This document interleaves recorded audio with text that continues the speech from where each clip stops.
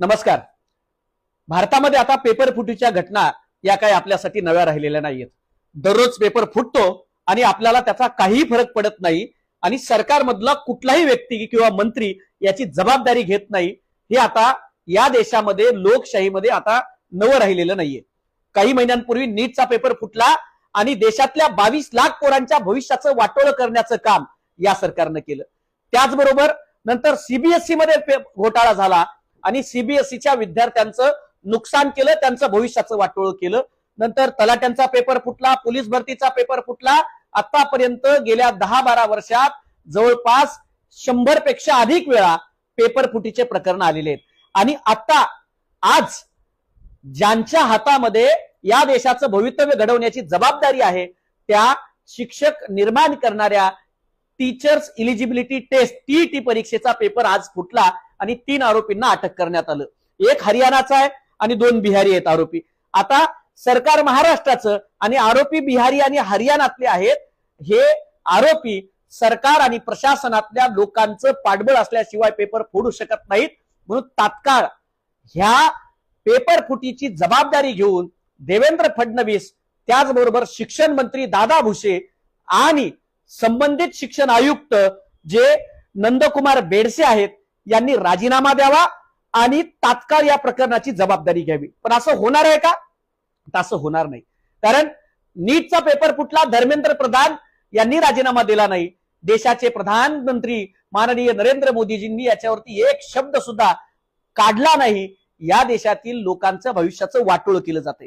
मुद्द्यावरती येतो. आता 2028 पर्यंत टीईटी दिलीच पाहिजे हे सर्वोच्च न्यायालयानं सांगितलं.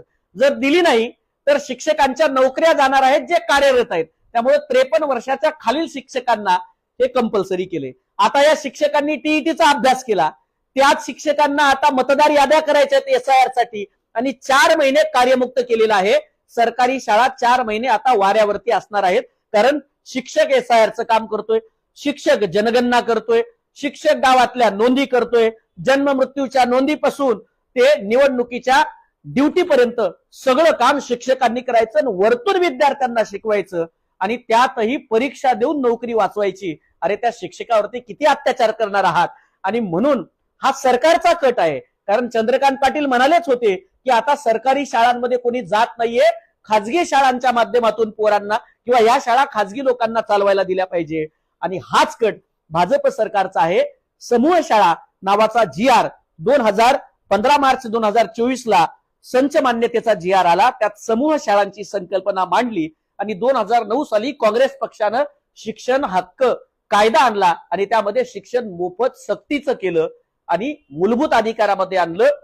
एक जरी विद्यार्थी असेल तरी 1 किलोमीटरच्या आतमध्ये घरापासून त्याला शाळा उपलब्ध झाली पाहिजे आणि शिक्षक आला पाहिजे. हा सर्वसामान्य लोकांच्या शिक्षणाचा अधिकार भाजप काढून घेते आणि अदानी अंबानींना आता या सगळ्या शाळा दिल्या जातील आणि तुमचं मोफत शिक्षक बंद होऊन तुमच्या खिशाला कात्री लावायचा कट आता भाजप रचत आहे. आणि म्हणून हा जो टीईटीचा पेपर फुटलेला आहे, आज आपलं रक्त खवळणार आहे का नाही?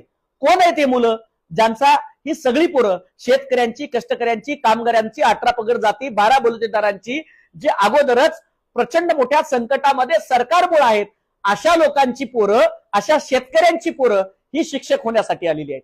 आणि या शिक्षकांच्या आयुष्याचं वाटोळं केलं. आता तुम्ही जागे होणार आहात की नाही? मी कायम एक शेर सांगत असतो. नीटचा पेपर फुटला, बाकीचे बघत राहिले.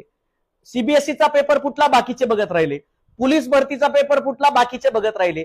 तलाट्यांचा पेपर फुटला, बाकीचे बघत राहिले. आता शिक्षकांचा पेपर फुटलाय, आता ते बघत राहतील. आपण एकमेकांकडे बघत राहायचं. घर जळत आलंय, सगळ्यांचं घर जुळतंय आणि देवेंद्र फडणवीस, नरेंद्र मोदी, भारतीय जनता पक्षाचं सरकार आज तुमच्या माझ्या भविष्याला अशा प्रकारे घोडा लावण्याचं काम करत असताना आपण जो मूग गिळून गप्प बसणार असू तर लोकशाहीमध्ये तुम्ही शंड झाला आहात का?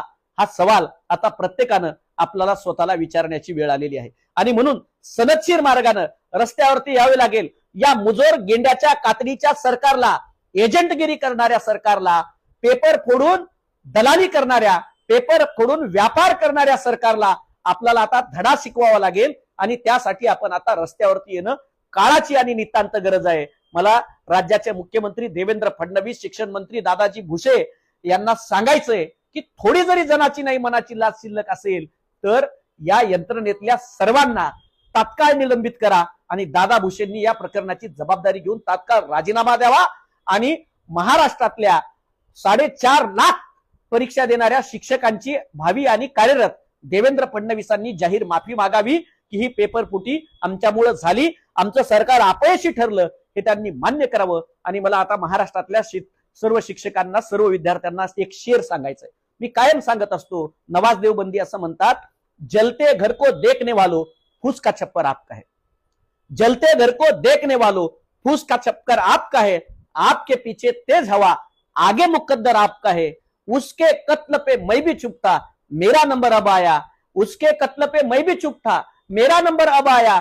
मेरे कत्ल पे आप भी चुप हो, अगला नंबर आपका है. मेरे कत्ल पे आप भी चुप हो, अगला नंबर आपका है. त्यामुळे तुमच्या भविष्याची आयुष्याची माती झाली. आता किती दिवस आपण तोंडात माती घालून मूग गिळून गप्प बसायचं हे आपल्याला ठरवायचंय. त्यामुळं नुसतं व्हिडिओ बनवून चालणार नाही.